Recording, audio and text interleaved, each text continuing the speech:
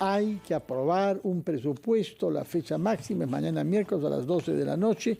Es la ley fundamental que permite que el Estado funcione y que cada una de las entidades públicas tenga el dinero para hacer lo que le corresponde. ¿Qué está pasando con la negociación actual para el presupuesto del año 23? Esa es la pregunta que le queremos hacer al economista Pedro Franque, quien fue ministro de Economía, y a ese título el que presentó el proyecto de presupuesto vigente este año 22. Señor Franque, buenos días. Gracias por estar una vez más con nosotros en RPP. Muy buenos días, Fernando. Muy buenos días, Mabel. Bueno, como tú sabes, la noticia es que la Comisión de Presupuesto del Congreso ha presentado un proyecto añadiendo 1.400 millones de soles de gasto de los proyectos que a los congresistas les han gustado, ¿no? No sabemos de ahí ningún criterio por el cual esos proyectos han sido discutidos y digamos, eliminando lo que se llama la reserva de contingencia del Ministerio de Economía y Finanzas, que es un fondo que está establecido por ley, normado por ley, con un mínimo establecido por ley, que sirve para que en caso de emergencias, desastres, sismos, cualquier situación imprevista que requiere dinero urgente, se pueda habilitar para dar respuesta a esa situación. Como por ejemplo, tener incendios en el sur. Como por ejemplo, señor Franque, como para que la gente tenga una idea de la importancia de estos ahorritos que tenemos.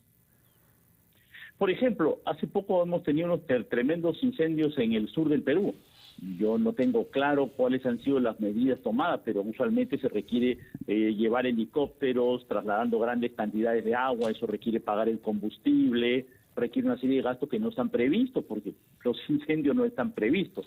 En realidad, sabemos que todos los años suceden imprevistos, suceden desastres, suceden riesgos, pero es imposible prever exactamente cuáles serán y cuáles podrán ser los gastos. Imagínense que el año pasado, en agosto, cuando estamos haciendo el presupuesto de este año, hubiéramos dicho, se separan 5 millones de soles para los incendios de Cusco de noviembre del 2022.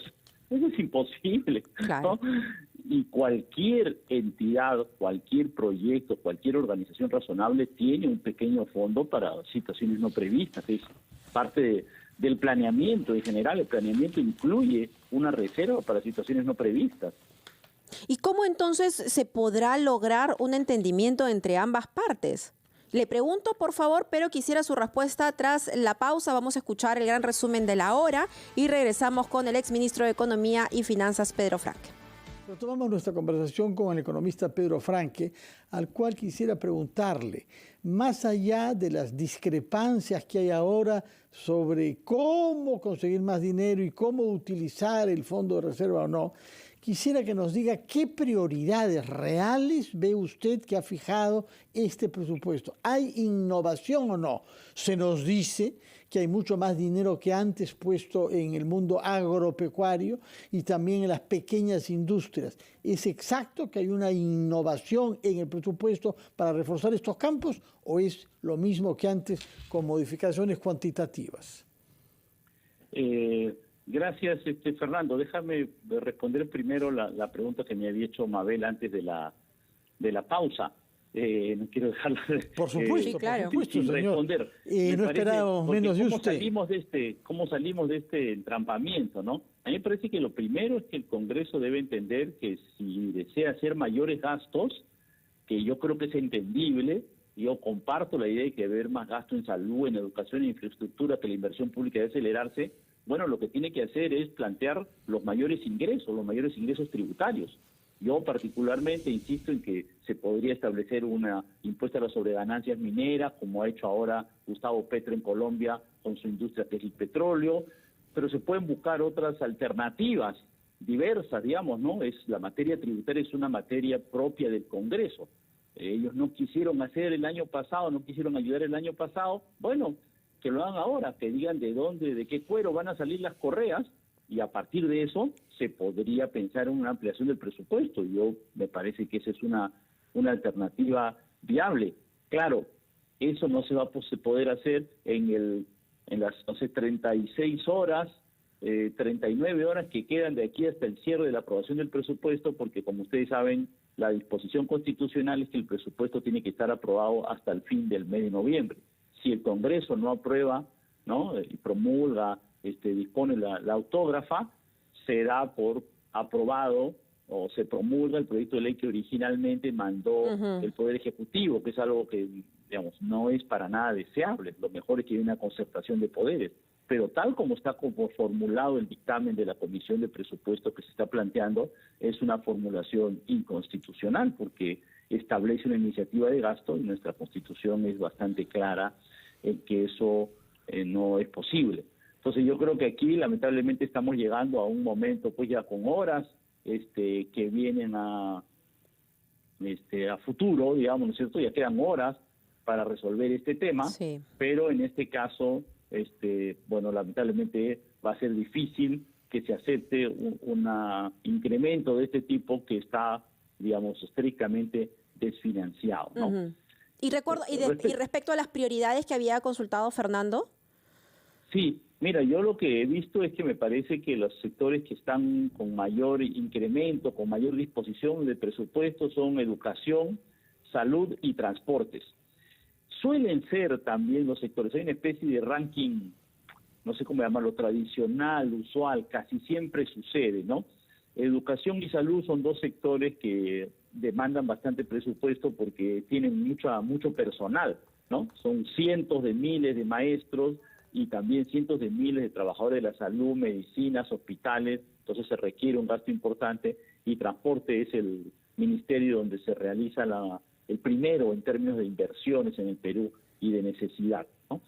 Ahora, son prioridades dentro de un margen de gasto total bajo. La presión tributaria y el gasto público en el Perú, cuando uno compara con los países de la OCDE al que queremos llegar, bueno, la presión tributaria en el Perú está en 16%, ¿no? Ahora que estamos mejor, ha subido 1 punto, 2 puntos, 17%. El promedio de la OCDE está cerca de 40%, el promedio latinoamericano está encima del 25%.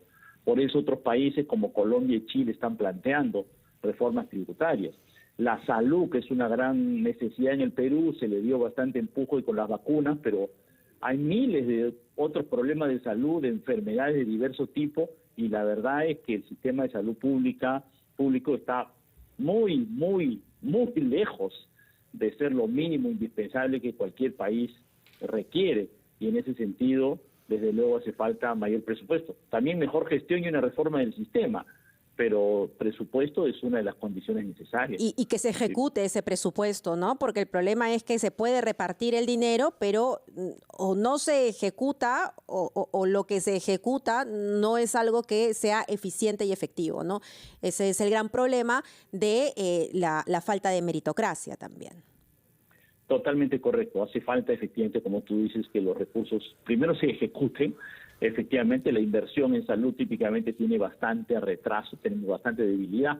Yo, por ejemplo, creo que deberíamos tener una unidad especializada en construcción de hospitales, en construcción y equipamiento, porque muchas veces la primera parte es la construcción, que ya es difícil, y luego el equipamiento de un hospital es una tarea compleja.